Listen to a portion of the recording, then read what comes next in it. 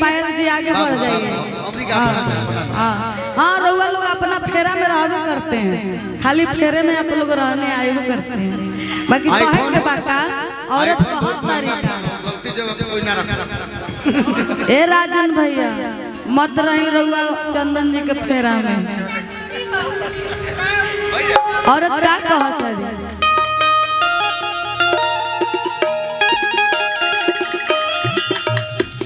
कि जल्दी से गाड़ी धके आ जाए राजा,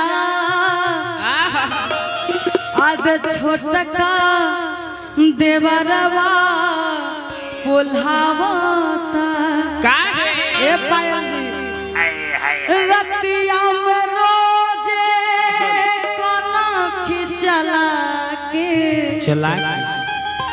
किसरे जिया पे रोजे अरे कोना खिचला के और का से जिया पे हम के बोला से जिया पे हम के बोला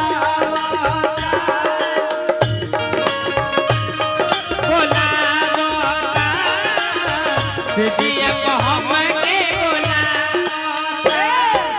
जल्दी से गाड़ी धके आ जाए राजा, से गाड़ी धके आ जाए राजा, जल्दी से गाड़ी धके आ जाए राजा,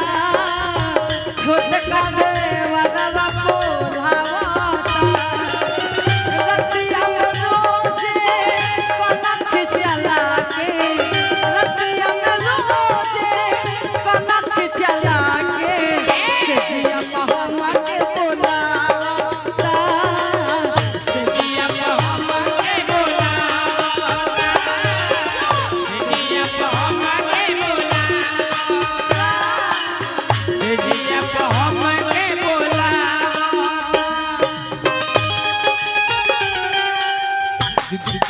जालिम नजर हटा ले जालिम नजर हटा ले बर्बाद हो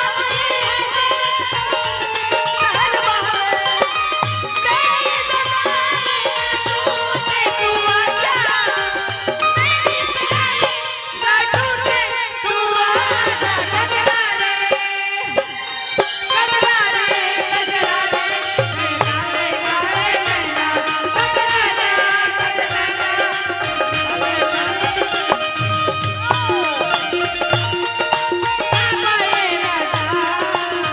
छोटा दे बड़ा बाबू लागता पहुँचे कोन की दवा के सजिया पहुँचे कोन की दवा के गजिया हम के बोलावता गजिया हम के बोला पायल जी आगे बढ़ेंगे। बाकी औरत कहत तरी अपना राजा जी से अपना सैया जी से बड़ी सुंदर भाव में और कहत तरी के राजा जी रुआ नया नया गौना करा के इतना सुंदर ब्यूटी छोड़ के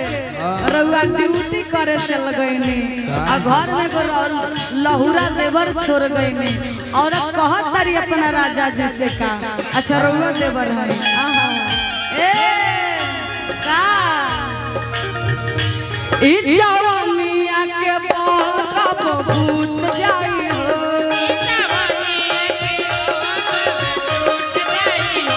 का पैबा खजाना राजा लूट जाई हो, ई जवानिया के बोल कब भूत जाई हो, का पैबा खजाना राजा लूट जाई हो, कब तो देवरा चुमा के मुका